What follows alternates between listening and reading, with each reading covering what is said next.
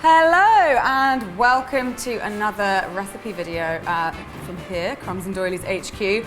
Obviously it's Tuesday because I'm giving you a little extra video this week because on Thursday I'm going to be doing what you guys have been asking for ages, which is the behind the scenes at the shop video. So make sure you tune into that. I just didn't want you to go without a recipe this week, and with it being Halloween I thought I would do a Halloween themed cake. This is going to be a decoration video only. Using whatever cake you like the most, and I'm basing my cake on The Nightmare Before Christmas because it is brills. So I have made a 6-inch 1.5 height cake, so you would just need to times your recipe by 1.5. So it's got 6 layers in it. I've crumb coated it, filled it, and it has been chilled in the fridge for about half an hour, and it's nice and firm.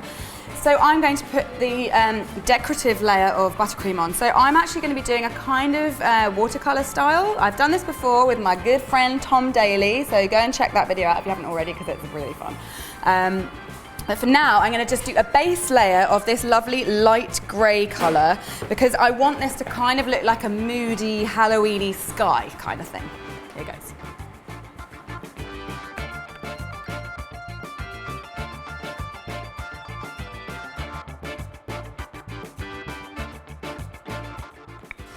As you can see, I haven't completely smoothed it out using my cake scraper just yet because I'm going to be adding more icing anyway.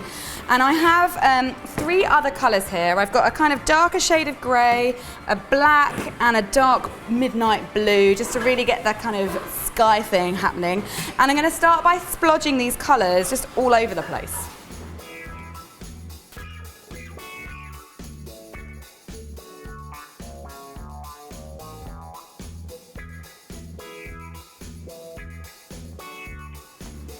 And I'm pretty happy with my splodges, so now I'm going to use a big cake scraper just because this is a bit of a taller cake. You might have seen me using this one before.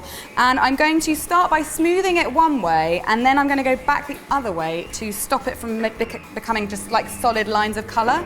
There it goes.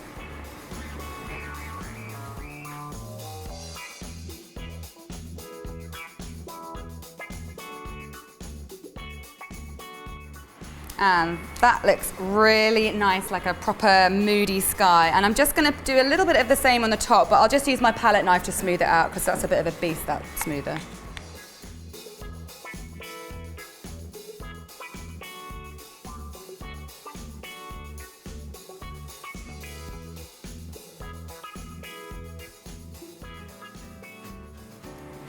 So that is the base of my cake ready, looking lovely and Halloween-y. And now I'm going to do something on the front and round the sides, which is kind of going to look like the kind of Halloween-y cityscape that you have in Nightmare Before Christmas. So I've actually just found some pictures online that kind of do the thing that I want, silhouettes and gravestones and buildings and stuff.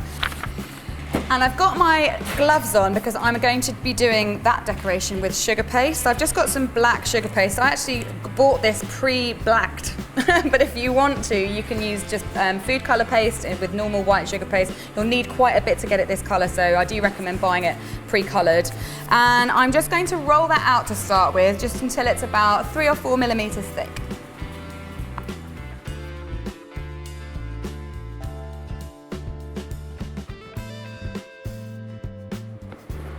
So when you're satisfied with the thickness of your sugar paste, you can then start cutting out your shapes. Now, as I said, if you find it easier to cut out the shapes that you've printed and then draw around them, that's absolutely up to you.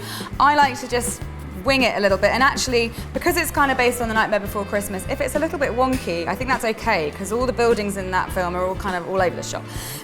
So I'm using a very sharp scalpel, so watch your fingers, and I'm just going to cut my building shapes out of my sugar paste.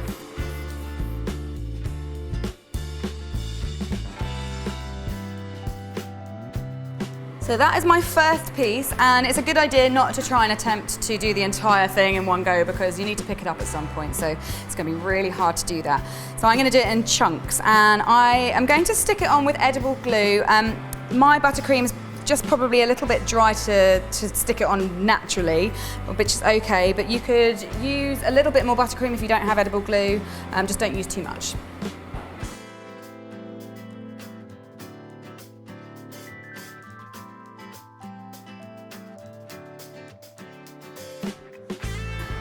And once you have a nice thin layer of edible glue on there, you can then turn it over and just stick it into position gently onto the side of your cake.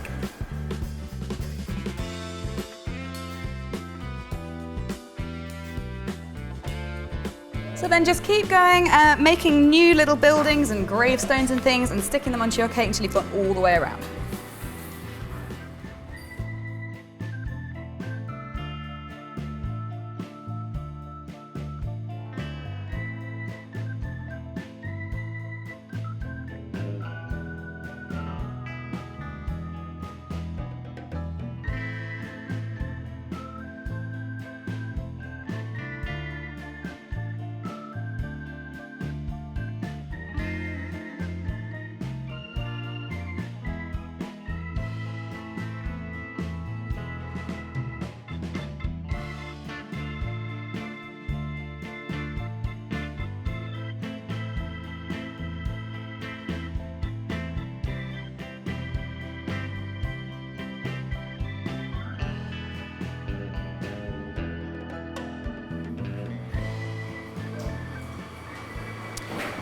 So that is the entire outside covered in this weird, creepy silhouette.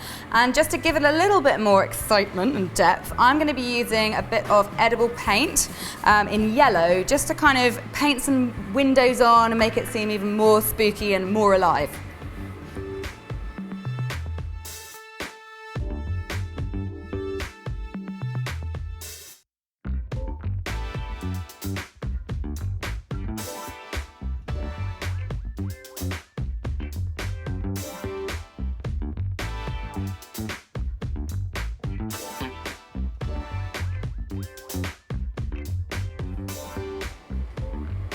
And I think I've got enough windows on there now. It's looking really cool, but I'm just going to finish it off by making a topper.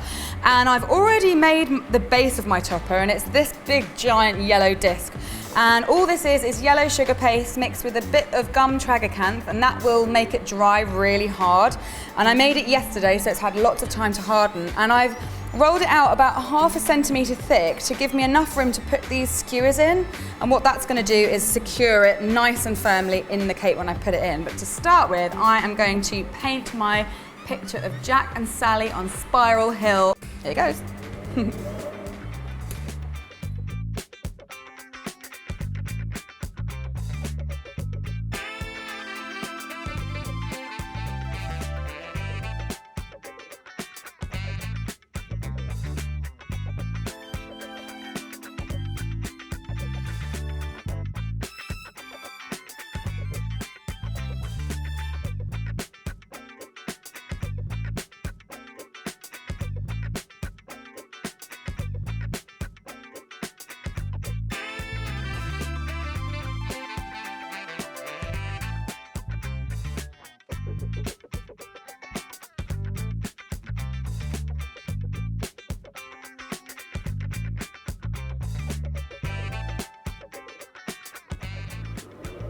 Oh, and I think I'm done. Now, obviously, I would ideally wait for that to dry, but I want to crack on with this, so I'm going to put it into my cake and the top, obviously, because it's the topper. So with your cake, just choose whichever side is your favourite to be the front, obviously. Any kind of mistakes or dents or anything like that, make that the back, obviously. So I think this is the front, so I'm going to slowly and carefully pop this right into the middle of the cake.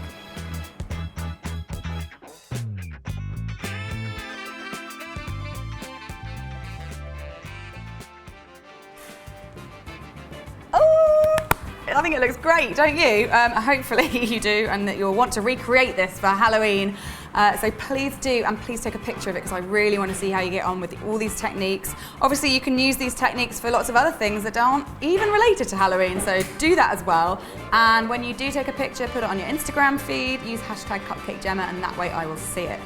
Also, I love Halloween, as you know, and I hope you love it too. I'm going to get dressed up, and if you get dressed up too, I want you to take a picture, put it on Instagram, and use the hashtag Cupcake Jemma Halloween, because I really want to see your outfits. So I will be back next week with another recipe. See you then. Have a great Halloween. Oh, I don't really know what else to say apart from like, bye. Nikki's waving at me in the background. Bye, Nikki.